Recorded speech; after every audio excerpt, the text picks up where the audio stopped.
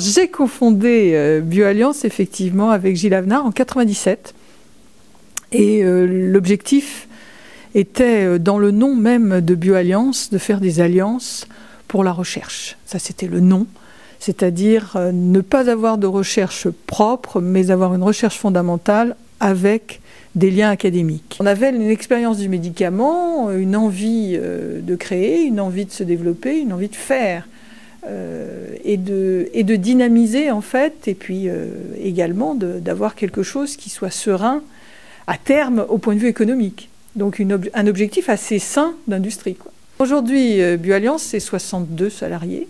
Donc c'est une équipe restreinte, mais extrêmement précise en toute infrastructure qui soutient le développement, la recherche, l'enregistrement et également les relations marketing avec nos partenaires et le marketing stratégique. Ce qu'on a fait, c'est d'abord un produit sur le marché dans plus de 25 pays, puisqu'on a l'Europe, on a les États-Unis, ça c'est une grande étape pour une société comme la nôtre, et puis on a des pays comme la Corée, c'est-à-dire l'Asie, qui commence en termes d'AMM, d'autorisation de mise sur le marché. C'est un médicament qui sert en fait aux infections chez des gens qui n'ont pas de défense, parce qu'ils ont une chimio ou une radiothérapie, ce sont des infections à champignons.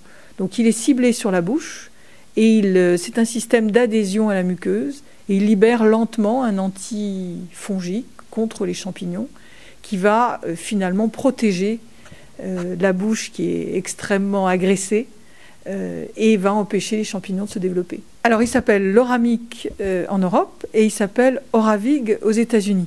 Et globalement, pour un produit total comme notre premier produit, on est autour d'une vingtaine de millions d'euros dans ce type de développement pour un dossier, premier dossier.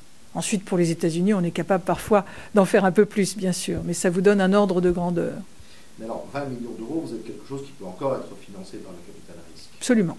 Le premier financement, il est venu de capital risque, en Belgique d'abord, avec une société qui s'appelle Capricorn, qui a dit oui. Et ça, c'est un moment important quand vous faites une présentation et que vous en avez fait plusieurs, et puis tout d'un coup, il y a quelqu'un qui dit oui, je suis convaincu, j'y vais. Et c'est important qu'ils vous disent ça sans condition, c'est-à-dire j'y vais que si il y a un tel. Là, il dit oui. Et à partir de quelqu'un qui dit oui, on peut fédérer d'autres gens. Donc en 2000, nous aurons les FCPI. Je ne vais pas tous les citer parce que j'aurais peur d'en oublier, mais la plupart des FCPI sont rentrés aussi dans BioAlliance. Nous avons aussi bénéficié en 2003 du FCJE, qui était un fonds de la Caisse des dépôts pour soutenir les jeunes entreprises. Alors on a levé, avant l'entrée en bourse, 30 millions.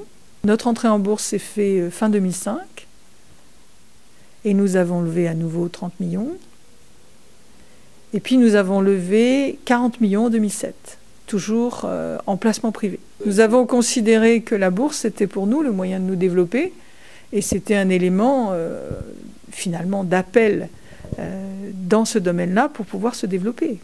Alors évidemment, on a eu la crise comme tout le monde, on a eu des événements qui ont plus ou moins marché. Il faut voir aussi que nos projets ne sont pas linéaires, ils peuvent avoir par moments un retard, ils peuvent avoir des éléments de ce type, mais globalement, nous sommes tout à fait contents de la bourse, et cette année, nous sommes aussi contents de l'avancée que nous avons dans ce domaine-là. L'entrepreneur est légèrement inconscient.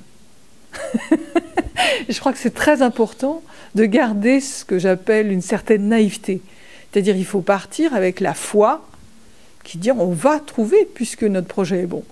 Et donc il faut mettre toute sa conviction pour développer le projet. Je pense qu'il faut savoir tout, mais si on écoute tous les conseillers, à l'époque on aurait entendu il n'y a pas d'argent, c'est pas possible, vous ne trouverez pas. Donc en fait on a écouté en partie et on s'est dit qu'on allait pouvoir se développer parce qu'on savait faire des médicaments et que donc au bout du compte c'est cette approche-là qui paierait.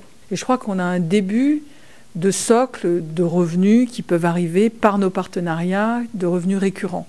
Et ensuite, nous avons d'autres produits prometteurs qui sont dans notre chemin.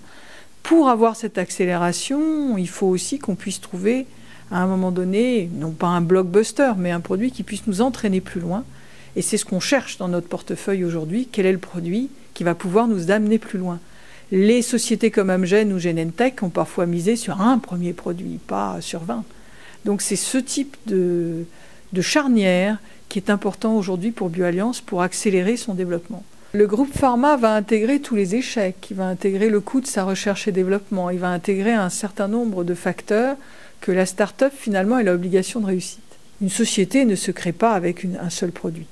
Il faut donc intégrer la notion de plusieurs types de produits et facteurs de risque de ces produits.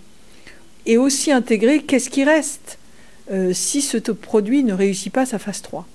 Donc ça fait partie des fondamentaux sur lesquels il faut travailler. Mais quand on revient des États-Unis, comme je reviens aujourd'hui, on se rend compte que de ce type d'expérience naissent aussi d'autres sociétés. C'est-à-dire que l'échec est beaucoup plus toléré aux États-Unis, beaucoup plus normal, en disant bon, ben, très bien, mais qu'est-ce qu'ils ont acquis et à quoi ça peut être utile.